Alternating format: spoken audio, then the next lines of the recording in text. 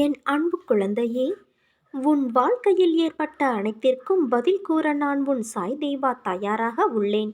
நீ உனக்கு யாரும் இல்லை என்று நினைத்து அழும்போதெல்லாம் என் வருகையை நீ உணர்ந்திருப்பாய். அதே போலத்தான் நீ சற்றும் எதிர்பார்க்காதவாறு இன்று உன் மனதை மாற்றினேன். நீ சந்தோஷத்தில் திக்குமுக்காய் இருந்ததை பார்த்து பூரித்து போய் பார்த்து கொண்டு இருந்தேன். உன்னை சுற்றி உன்னை உண்மையாக நேசிப்பவர்களை இன்று உணர்ந்தாயல்லவா?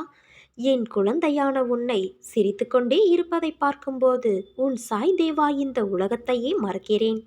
உன் மனதில் இருந்த அனைத்து எதிர்மறையான எண்ணங்களும் மறைந்து போகும் நேரம் வந்து விட்டது.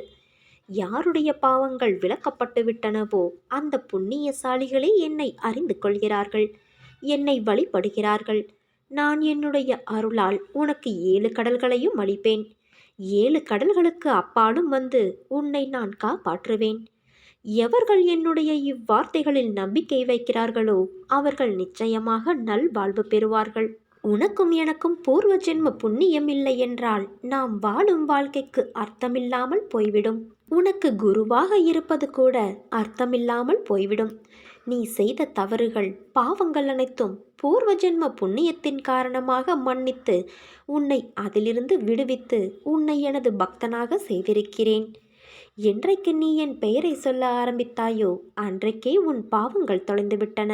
நான் வியக்கும் வகையில் என் சொல் கேட்டு நட்போடு அன்போடு கோபங்களை தவிர்த்து நடந்து கொள். நான் உன்னை உயர்த்தி காட்டுகிறேன். எவையெல்லாம் உனக்கு மகிழ்ச்சியை கொடுக்குமோ அவை அனைத்தையும் உனக்கு கிடைக்கச் செய்வேன். உன்னுடைய விருப்பங்கள் ஒரு கணமும் தாமதமின்றி நிறைவேறும் நாள் விரைவில் வரும். சத்குரு என்பவர் தம் மீது எப்போதும் அசைக்க முடியாத நம்பிக்கை கொண்டவர்களை கங்கணம் கட்டிக்கொண்டு காப்பாற்றுவார் என்பது நிச்சயம் உனக்கு தெரியும் அல்லவா? இதை மனதிற்கொண்டு ஒவ்வொரு பக்தரும் முழுமையான பக்தியையும் அசையாத நம்பிக்கையையும் கொண்டு மனதை கட்டுப்படுத்தி ஒருமுகமான சிந்தனையோடு என்னை நோக்கி ஆத்மார்த்தமான பிரார்த்தனை செய்தால் உங்களின் அபாயங்கள் எல்லாம் நொடிப்பொழுதில் நீக்கப்படும் என்பதில் எந்த ஒரு ஐயமும் இல்லை.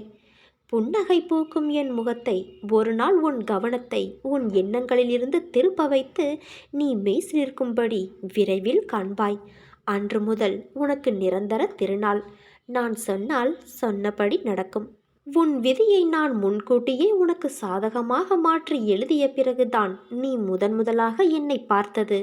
என்னுள் லயமானது எல்லாம் நடந்தது. அதனால் கவலைப்படாதே.